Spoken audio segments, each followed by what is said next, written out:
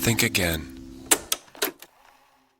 Still don't understand how she wants it. Okay, so you got to get that Well, T-post and... I get it. Yeah. But what I want to do is I want to start down there and start tying. Well, just you're going to tie it to that barbed wire piece, right? That's what she wants. We're going to wait till she gets back before we tie that. Okay. She's got the rest of the fence anyway. So just stay out of the fire ants. I'll do my best. The question is, how long can you keep fighting the system before you just surrender? In the dead of night, stuck in a prison cell, how many minutes and hours and days will pass before the people out there, the ones who love you and believe in you, have to go on with their lives? How do you remember when the whole world says otherwise, that you're a warrior, not a monster? Those will remain open questions for Dustin Heard, Evan Liberty, Nick Slatten, and Paul Slough, the men of Blackwater's Raven 2-3 tactical support team and their families and supporters. They never stopped fighting, and 6 years and 2 months after going to prison for crimes they did not commit, they came home. On December 2nd, 2020, President Donald Trump issued full pardons for the 4 veterans wrongly convicted in the 2007 Nisour Square incident, in which Iraqi civilians died in the crossfire between American military contractors and Iraqi insurgents. In his pardon message, Trump cited broad public support for the pardons and the men's long record of service to their country. And finally, the government admitted, more than 10 years after the fact, that the lead Iraqi investigator, the guy who told U.S. prosecutors there were no insurgents in the square that day, may have had ties to the insurgency himself. Of course, that fact never made it into news coverage about the pardons. Feed me through down here, please. Mm-hmm. And I'm just going to cut some off whenever you get it in. It's been 70 days since Dustin Heard was pardoned. He returned to his hometown of Olney, Texas. Here, we're fixing fences together on his Aunt Letha's land. Dustin got a hero's welcome when he first arrived back in Olney on Christmas Eve. The whole town came out, mustering every fire engine and police vehicle it had. People lined Main Street and cheered as he came home from a federal prison in Atlanta. On the afternoon of our interview, a winter storm was on its way and the fences needed fixing. Dustin pitched in, just the way he always did when he grew up here. He was 39 years old with a 15-year-old daughter and a 9-year-old son. He was just 26 with 2 tours of duty in Iraq and Afghanistan under his belt when the Nisour Square incident happened. While we were putting up hog wire to keep the coyotes and feral pigs away from his aunt's newborn calves, we talked about his pardon and his hopes and dreams. In the weeks following the pardons, I got the chance to talk to each of the men about the pardons and how their lives were going. In this episode, we're going to let them tell you what it was like to get the news that they were finally free. Here's Dustin.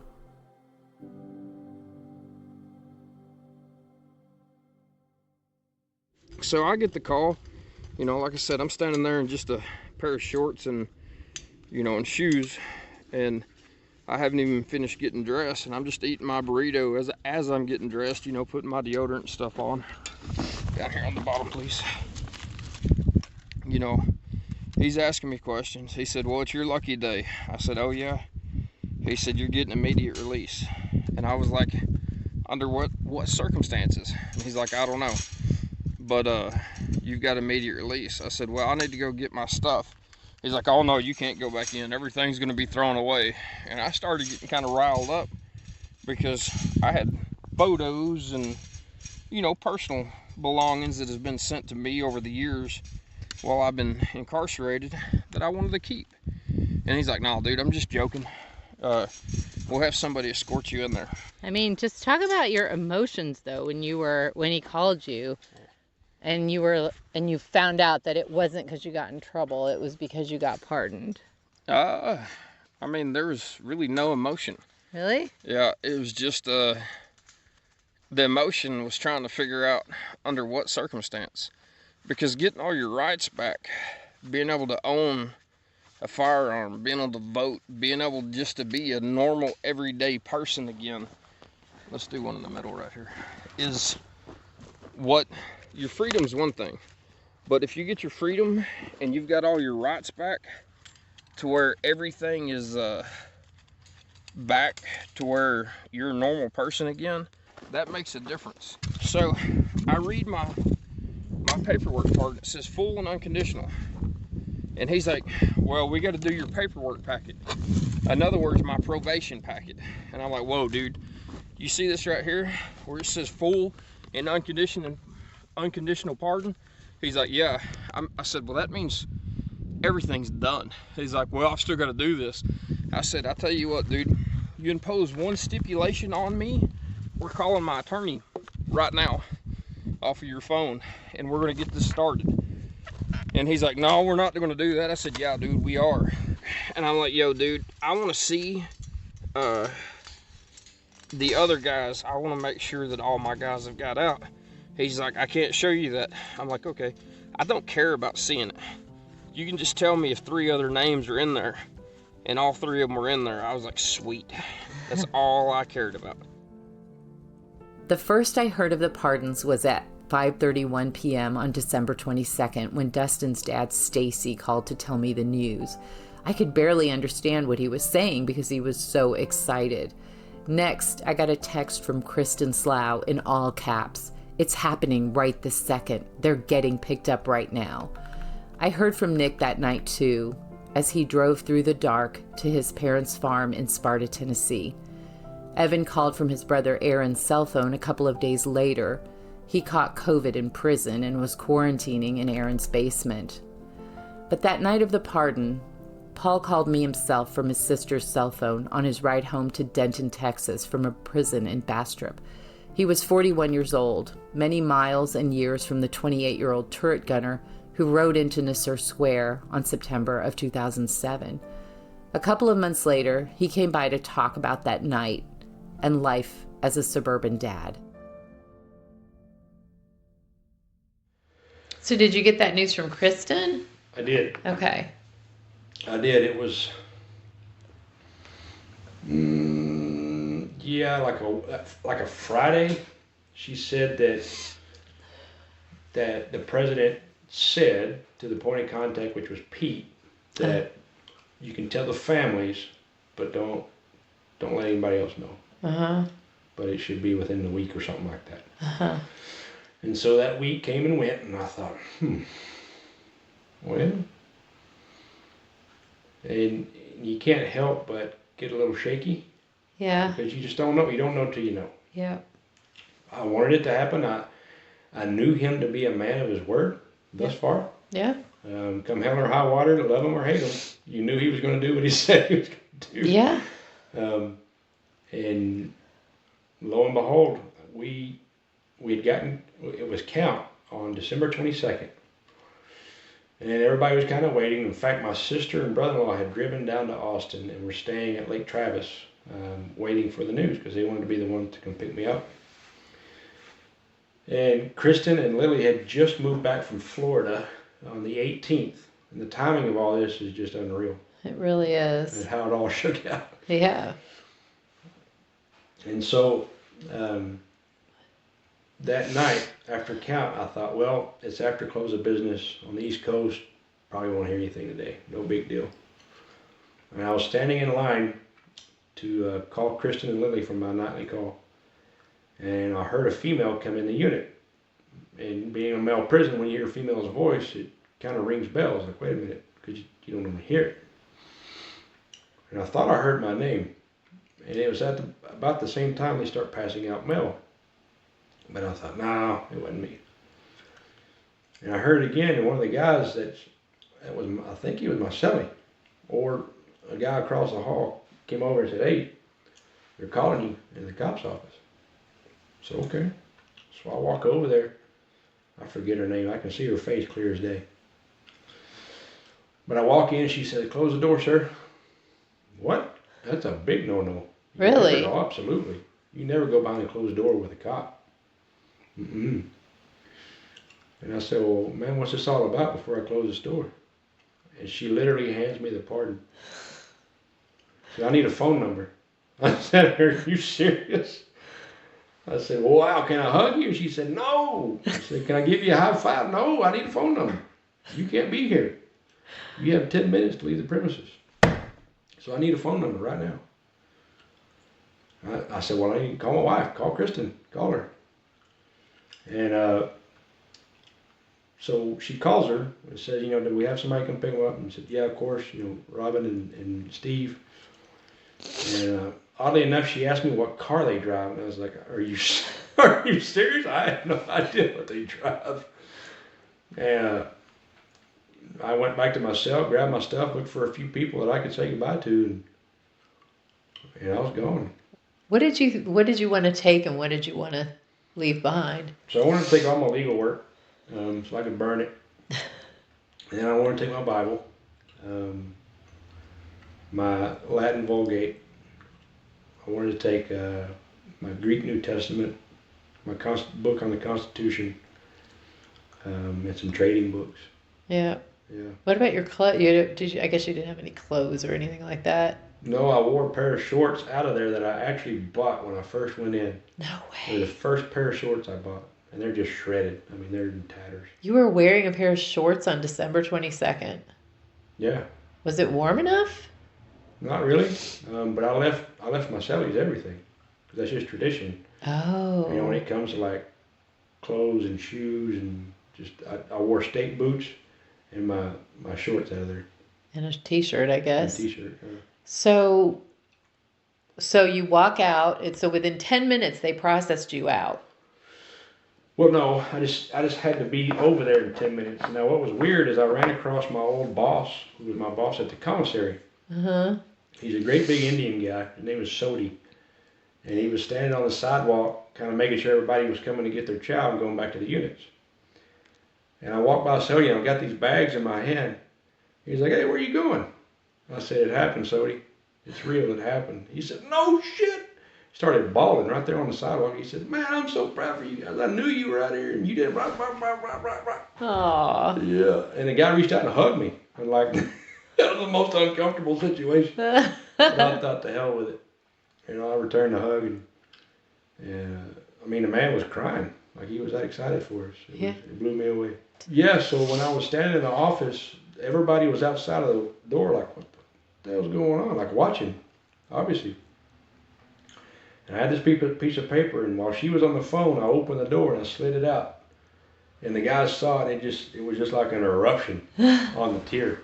People were banging on doors like, yeah! Oh my God. It was pretty cool. I bet it was pretty cool. So you went back to your cell with all that racket and everybody's... I did. And like an entourage just, wanting to follow me and find out like what happened. And one of the guys, I kind of felt bad about it, but it was a funny joke. One of the guys asked me, said, well, what did you do? How did you get a part? And I said, well, I just wrote the president a Christmas card, man. I don't know. It just worked out.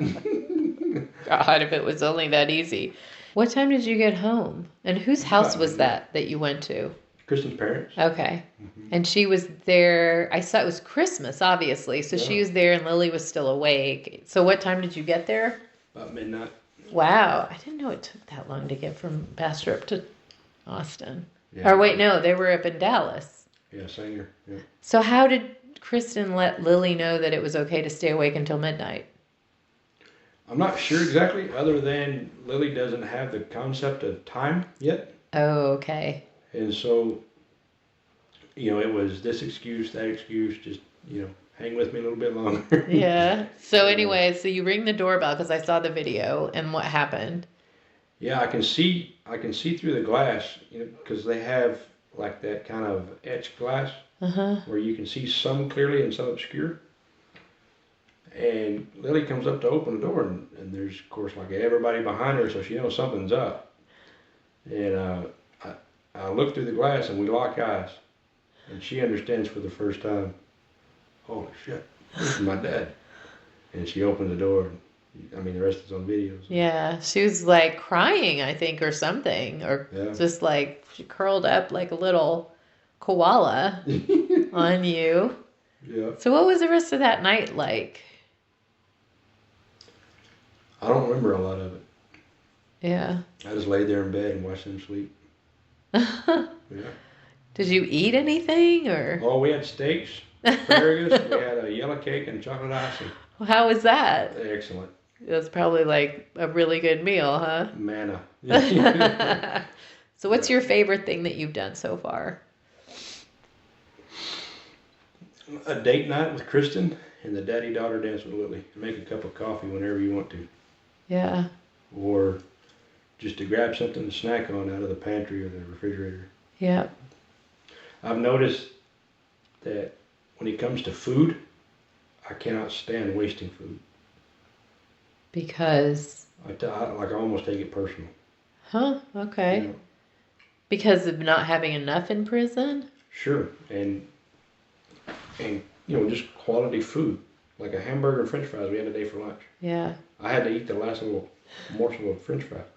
I didn't notice that. Because it's just so rare to come across something like that in there. Yeah, that's right. It's almost like the mindset that a lot of people that went through the Depression have. Oh, yeah. They'll save everything because they lived like that to where you didn't know what tomorrow would bring. When I called to congratulate him on December 22nd, Brian Liberty couldn't believe that his son Evan was finally free. He said he wouldn't accept it until Evan was standing in front of him. It would take a couple of months for Evan to return home to New Hampshire because of the COVID pandemic. Evan turned 18 years old in Marine Corps boot camp in 2000. He'll turn 39 this summer. He talked about his release and life in general on a Zoom call with me from his brother's home in Virginia. Here's Evan. Talk about how you figured out that it was a real thing. Like, when did that occur that Bill or whoever was telling you, hey, we got the word and this is going to happen? I never knew. What? I never knew. What? Because I didn't know it was. See, there was a lot going on those last few weeks. And people were getting word, and oh, this guy said this guy talked to him. I had no idea because I couldn't get on the phone or the email to talk to anybody for like basically all December. I was not on the phone at all because we were on COVID lockdown. Yeah. So obviously I knew we were getting down to crunch time. Like, if it didn't happen by January 20th, that was it. So I was just kind of like going on with my routine. The way it happened was a guy in my unit tested positive for COVID. They locked everybody down in the cells. That means you're in the cell all day long. They came around and tested everybody. My cellie tested positive, and I tested negative. So they said, Liberty, you got to move out. And I was pissed because I had been in that cell. You kind of have this is your space. You kind of like own the cell almost, as dumb as that sounds. You could buy cells and all that stuff too. Like, it's your cell. You determine what cellie you want to have in there. If you don't like them, you can get them moved out and shit like that. You set it up how you want. Whatever. Certain cells have better views of the TV, all this type of crap. So I was like, I'm negative. Move him out. Don't move me out. This is my cell. And they said, no, we got to move you out. So I was pissed. They moved me across the friggin' unit. With this other guy, I had known this guy. I was just not too happy about it. And I had a lot of stuff, a lot of property. So anyways, I'm in there, and then everybody's locked down, COVID lockdown. So they came to me and they said, hey, Liberty, because they do showers like a couple times a week. So they come and let like a couple cells out at a time to go shower and go back to cell. So they came to me the first day and said, hey, you're the orderly, you got to clean the cells. And I'm like, to clean the showers. I'm like, I'm not cleaning the fucking shower. that's not my job. But I was an orderly. I was like the guy that they trusted to clean the offices where the CEOs worked. Because it's like their personal shit back there. So they always give me those type of jobs because they knew I wasn't like a thief or anything. So, um, yeah, I said no. I didn't want to clean the showers, and they came back. Hey, you're the only one on this list. You're the only one authorized to come out. And I'm like, what do I got to do? And they're like, you just spray down the shower. You don't even have to go in there. I'm like, all right, fuck it.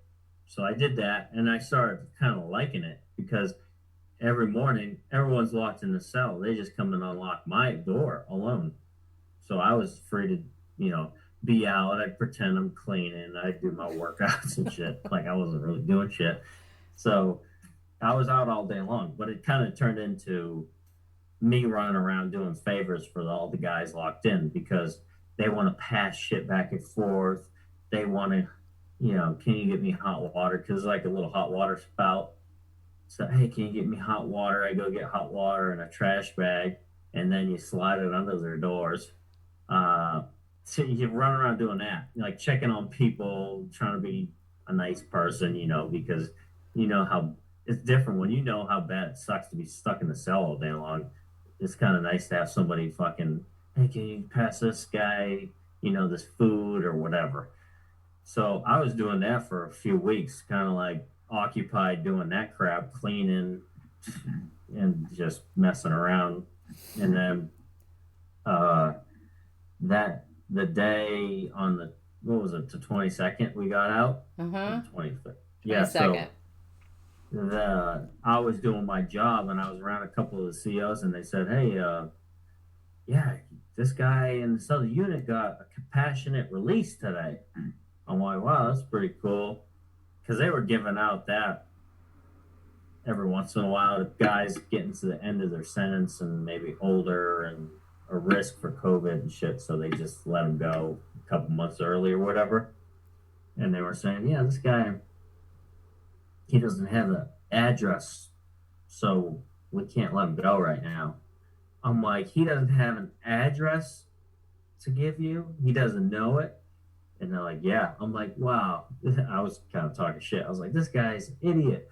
I'm like, I got like 20 addresses. I'm ready to go right now. Like, and they're all laughing, like, just talking shit. And then, so they do actually that day, they handed out these Christmas bags. Like every year they give out a Christmas bag with, it's like a bunch of snacks in there and shit, like junk food. So the only thing in there I wanted was these sunflower seeds.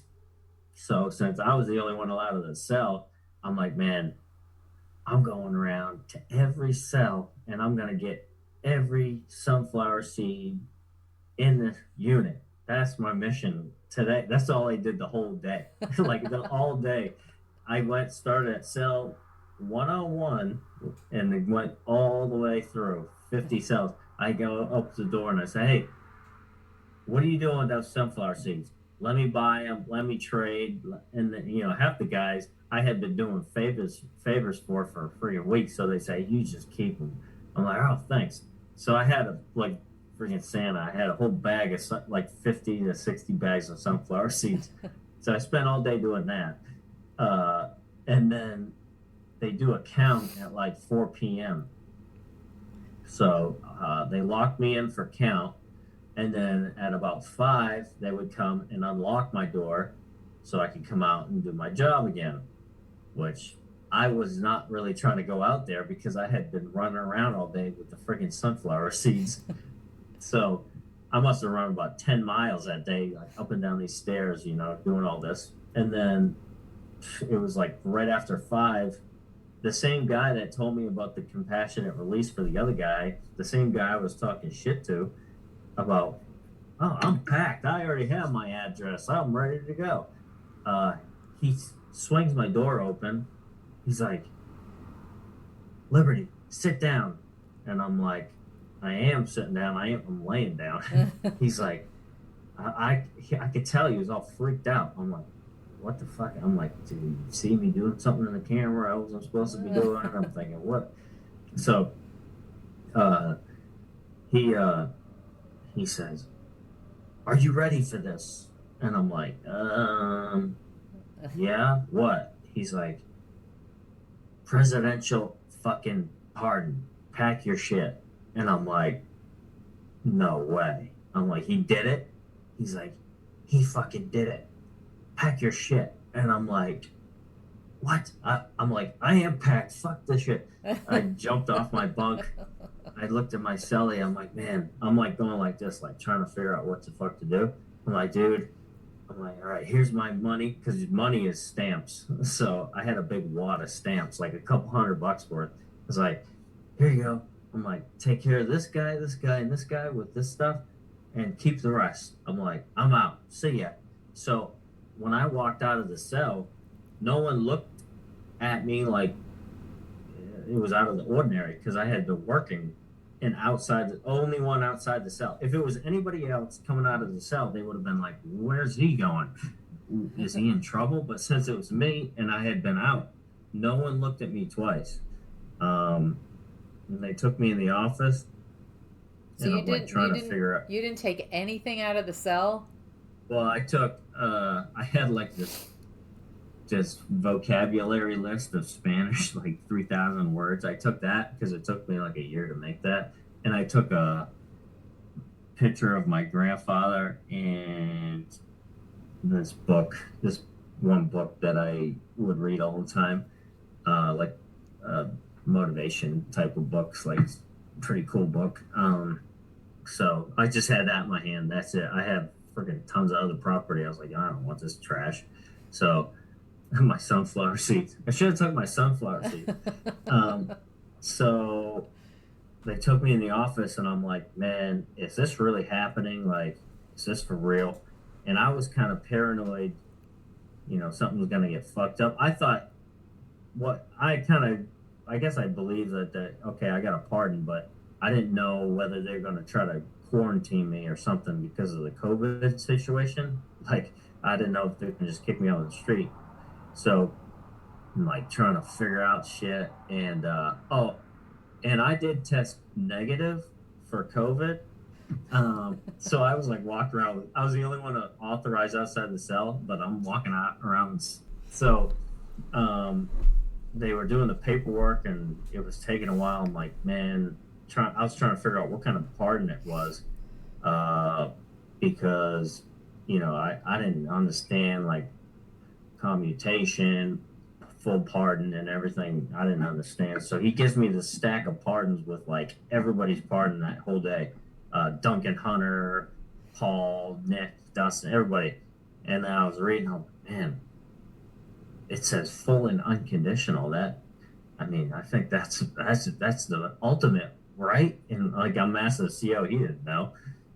And he's like, yeah, it looks like it. I'm like, man, this is fucking crazy. I'm like, are you really letting me go today? He's like, yeah, I'm doing the fucking paperwork right now. I got to get you a hotel room and this. I'm like, no, don't worry about it.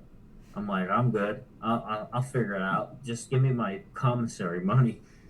So it took about an hour in there, and then they're going to walk me out of the unit and walk me down to the front building. So, everybody's locked in their cells. So all they have to do is look out the window all day long. So I guess as soon as I walked out the door, I asked the CO, I'm like, hey, do you mind if I yell over to my buddy? I know what cell he's in another unit. He's like, yeah, I don't care what you do. So I was just about to yell to him, and then like I guess people saw it on the news or something, so they start yelling out the windows. They're like, Liberty, I fucking told you you were gonna do it. I fucking told you so. Like cheering me on and shit. I'm like, yeah, I'm out of this motherfucker. Just walking. I didn't have shit. I had that one little piece of paper in my hand, or that vocab list. So I was like walking. Everybody's yelling to me. We get to the administration building. There was like a couple other things they had to do, like, as far as like asking me security questions. Make sure it was me. He's like, what was your judge's name? What branch of service were you in? What this and that? And I rattled them off. I'm like, it's me. they knew it was me. I mean, they were happy for me. Like, a couple of them probably weren't supposed to do it, but they shook my hands. They're like, "Man, good luck. I'm glad this happened for you." And then he walks me out the front, and I'm like standing in front of the prison next to the CO, and I'm like, "Man, this is fucking weird." I'm like, "No handcuffs or nothing." He's like, "Yeah, that's it." And then the other CO pulls up in a car, and I'm like, "All right." It wasn't a prison car. It was like a regular SUV. And I'm like, "All right, that's it." He's like, "Yep, let's go. I'm bringing you to Harrisburg or whatever." I'm like, "Where do I sit?" He's like, "You sit in the front." I'm like, "What the fuck?" I'm like, "This is so weird." So I sit in the front. He's like calling his wife and shit, like, "Hey, yeah, this guy got a pardon. I got to bring him to a hotel. I won't be home." It's just so weird. And then he brings me to the hotel. I shake his hand, and I step out, and he drives off, and I'm like, "Wow, that's it. I'm all by myself. I'm totally free." And then I check into the hotel, call my brother probably, and then oh, that's another thing. I call my brother. They allowed me to call my brother when I got back in the office when they first told me, and I didn't know if everybody already knew this happened. So I was like, "Hey, do you know what's going on right now?" And he's like, "Not really." I'm like, "Yeah, well, get my room ready because I'm going to show up later." He's like, "No way, right? They're letting you go." I'm like, "I'm fucking out of this motherfucker. They're trying to get me a hotel room. I'm out." He's like freaking out, of course. So yeah, when I got to the hotel, I was kind of like freaking out. And I had like a debit card they gave me and $10 in cash in my pocket. So I'm like, "I'm going to the gas station." So I go to the gas station and think everybody's looking at me funny and shit. And that's it. What's it been like to adjust for the last 3 months? What's the hardest thing? It's like overwhelming because, got a lot of people reaching out to want to talk to me, and, I want to find my friends. And so I kind of like go on social media, try to find people, and it's like the access to information, the comfort of everything, food, just being able to go do normal stuff. Like I'll be like going to the grocery store, and it'll like dawn on me like, "Man, this is so nice not to have the freedom to go to the grocery store and get food that I actually want, and not like be like a dog in a kennel waiting for a bowl to be slid to you." Or it's being around my family, being able to be by myself, because you're never by yourself in prison. You always got somebody breathing down your neck, like or you always feel like somebody's watching you, which they are. In the middle of the night, they got to come and count you, so you flashlight on you in the middle of the night. So it's nice to be like sleeping, and you're away from people and by yourself. You're not sleeping in another room with some dude you don't even really want to be around. And then like just stuff on the internet, buying stuff on Amazon, all those little comforts that people just take for granted. Like when you're in prison, you get this, you look forward to like the most minor little things, like, check the email. Like, I'm going to check the email. I got one email. Oh, sweet. Like you get those little things. Or, make a friggin' 8-minute phone call. But now, you got a cell phone with unlimited access to communication with anybody. You buy anything pretty much. You can go different places. I just got my passport, so that's nice. Maybe I just disappear for a little while. I don't know. That passport was big. I was expecting that to be a big problem, but it wasn't that big of a deal. It was pretty striking to me that the first thing that Evan, Paul, and Dustin wanted to know when they heard about their pardons was that Nick Slatten was coming home as well. Nick had endured 3 trials and was serving life in prison for supposedly killing the driver of a suspected car bomb, a shot that Paul Slough had claimed in several sworn statements. The government had even told the young Iraqi man's father that Paul was the shooter, yet tried Nick 3 times for his death. The stakes had been highest for Nick, and I wondered how he was adjusting to his second chance at life as a free man at age 37 after 13 years and 3 criminal trials. Here's Nick.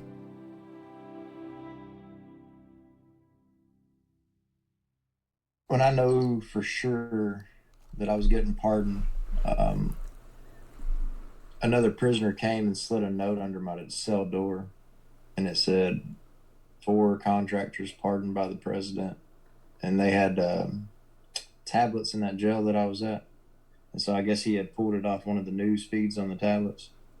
So my buddy in my cell, he got his tablet and he was like, "This is you, man." It was at night. It was like 6 o'clock at night, I think, when I found out. Yeah. But we came out of our cells, and my cellmate, he's real crazy. He yelled, made an announcement. He's like, "Everybody listen up." He's like, "My man here just got pardoned by the president." And everybody went nuts in the whole jail. They were kicking on the doors and stuff in that unit. And the cop almost called for backup, like he's reaching for his radio and stuff. So how could you be so sure and so confident? Well, God had already affirmed it to me. I told you that story, right? I don't know. Tell me again. Well, there was a riot that happened, and this was like 2 years before there had been any mention of pardons or anything. There was a riot that happened in that little jail I was at. They broke the sprinklers, they set the microwaves on fire, they ran all the cops out of the unit. And so I didn't participate in the riot at all. I just went and sat on my bunk and was reading my Bible. And one of my buddies came by and shut my door. It's electronically locked, so they can only open it from out in the cluster. And so my cellmate, he's participating in the riot. He's caught out there. He can't get back in the cell. And so when the cops come in with the riot shields and the concussion grenades and the tear gas canisters, he's caught out there. So they drag all the guys that participated in the riot, drag them out, put them in the hole. And then they were really mean to us after that. They didn't feed us for like 7 days. They brought us trays. That way it looked good for the camera, but there was just a tiny amount of food on the trays, so we were hungry. And I was laying there calling out to God, and I'd always read Psalms 91 every day. And there's a verse in Psalms 91 that says, "Surely he will save you from the fowler's snare." And I was like looking at that, and I boxed it in, and I was like, "You're my father, you're my dad, you're saying that you're going to save me from the fowler's snare. That's where I'm at. When are you going to do this? Like, I need you to help me." And then immediately I heard a voice on the speaker box that's in our cell. It's like a panic button. You can push a button and they'll answer you. And I hear a voice on there, and it says, "Slatten, pack your stuff. You got a presidential pardon." And so I think I'm going nuts, right? I'm like, man, I'm losing my mind. I've been in here too long with not enough food. And so we get out a few days later, and I call my sister, and she's like, "Have you talked to anyone?" And I said, "No." She said, "Well, the New York Times reported that President Trump is considering pardoning soldiers accused of war crimes, and it mentioned you by name." And it was the same day that I heard the voice. It was back when they were talking about Gallagher. And then, what's the other guy's name? Golston? Uh-huh. Yeah, Gallagher, Golston, and me is the ones that it mentioned in that article. And that was the first mention of a pardon that we had ever heard of, And I just knew that it was God answering that, because I'm praying and then I hear a voice. And then it's on the same day that this article comes out. So it was just awesome to hear that. And I told my sister about it, and she's like, "That is crazy." It was just a normal day. As far as jail goes, I was doing my daily workout, doing my daily Bible reading, and then we were supposed to have Bible study that night when we came out. And I would lead the Bible study in that pod where I was at. And the Bible study that God had put on my heart to read was Matthew 7. And in Matthew 7, it talks about, "Fathers, which of you if your children ask for bread, we'll give you a stone. So he says, if you got a kid and he's asking for bread, you wouldn't give him a rock, right? So, and it was just really fitting that was the last Bible study that we did, because, you know, God will give us all good things when we ask him. And we had been, you know, not only me, but thousands of people had been praying that we would get this pardon, and God came through for us. So it was definitely amazing. And all those guys, you know, that came to that Bible study for weeks and months, some of them for a year in that little unit that I was in, they, you know, it was a testimony to them that prayer works, and that God's listening to us. So when do you get the official word? Who comes to your cell? How do you get out? What did you bring with you? Who picked you up? All that stuff. Let me hear it all. Well, like I said, they slid a note under my door. A prisoner did. Then we, it took about an hour and a half after that before they got all the paperwork correct. But I mean, did they come to you before? No. So they were very hush hush about it. The guards, he like basically didn't know what was going on, and the federal system couldn't find me. They had lost me, so they didn't know where I was. So like when you searched for me on their registry, it said in federal custody, but the location was unknown. They had lost me in the system. They didn't know which jail I was at.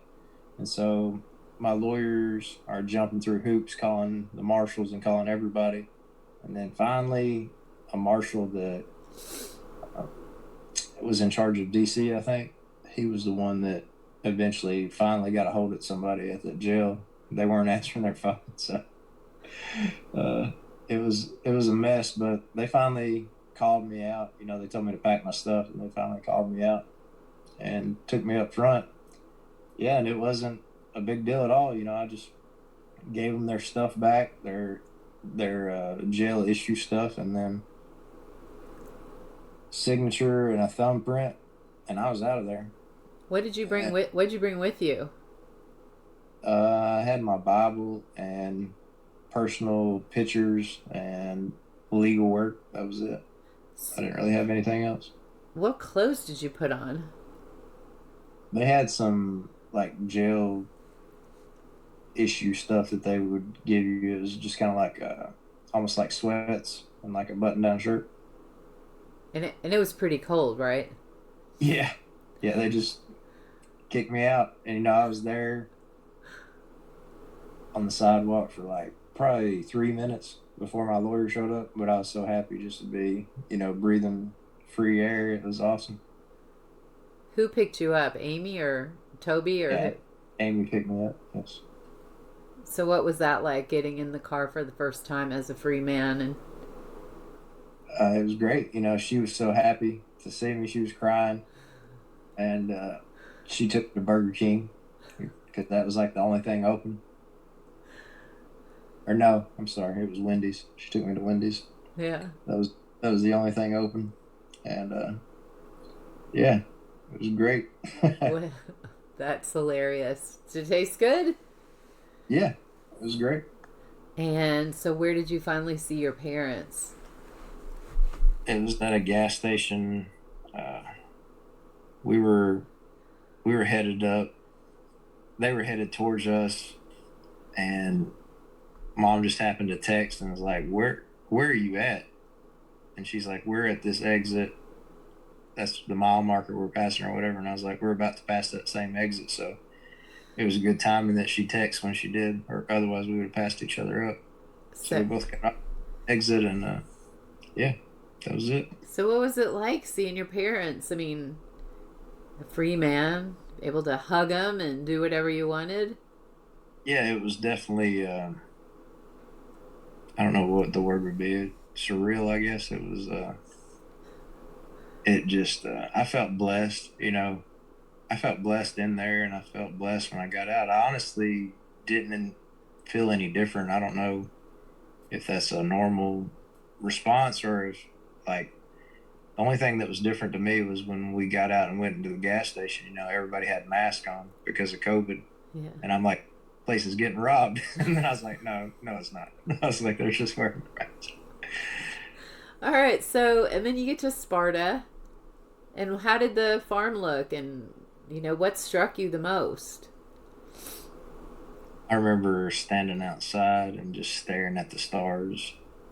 Like, one of the first nights I was home, and it's freezing cold, you know, and Whitney's like, what are you doing? It's just things that you take for granted, you know, like the birds and the trees. Like, I still to this day, you know, I go for a jog or whatever through the woods.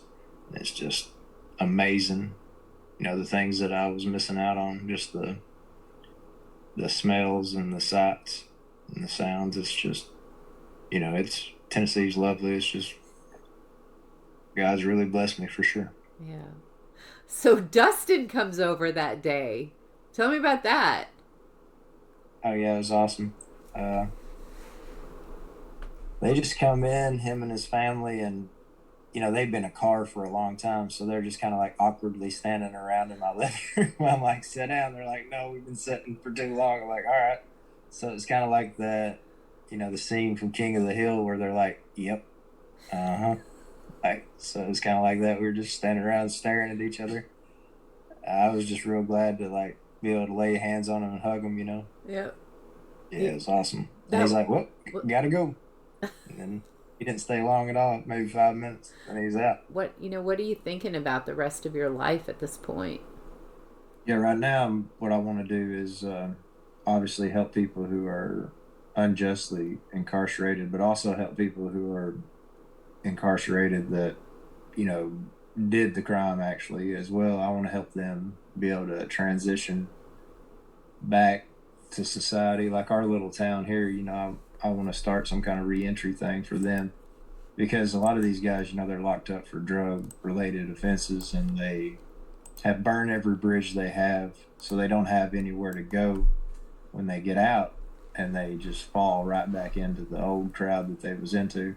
You know, they need Jesus, they need a place to live, they need employment. So hopefully we can set something like that up. There comes a point in your life where you kind of set that aside after you've fought for so long, and after, you know, the things that happened to us, it would be real easy to be bitter towards your government or towards the people in charge, but you just got to love them and forgive them, you know. Something that really helped me is God put it on my heart that flesh will always let you down. It doesn't matter whoever it is. If you put your hopes in people that let you down, you know, if you hang out with me long enough, I'll definitely let you down, but God won't. So you just love them and forgive them, you know, and don't dwell on the past, and just focus on the day, focus on God, and then just the next day do the same thing. And then he's going to take care of you, you know, if you seek your guidance from him. I'm still waiting on the Freedom of Information Act request I made to the Justice Department more than 2 years ago to disclose the exact amount of taxpayer expenditure required to put on this show trial. I'm also waiting for responses to my requests to several major media outlets to correct their stories about this case. I even sent the government's own documents and trial transcripts to help them. So far, not one correction. There has been a predictable resistance from my fellow journalists to examine how the mangling of facts allowed the unconstitutional prosecution of these men, and the role we all play in allowing endless wars of opportunity. Like so many servicemen and women, the men of Raven 2-3 joined Blackwater to continue to serve their country. But like so many of us who write and read stories about people we don't know from places we've never lived, it gets lost that these are real people with families and stories of their own. For me, I'm thankful to have traveled this path with people in 4 American small towns that opened to me because of Dustin, Evan, Paul, and Nick. In the 1,682 days between my first meeting with Dustin in a prison in Memphis, Tennessee, and their pardon, I witnessed the immense strength and courage of the powerless to demand that those in power vindicate a wrong. That gives me hope.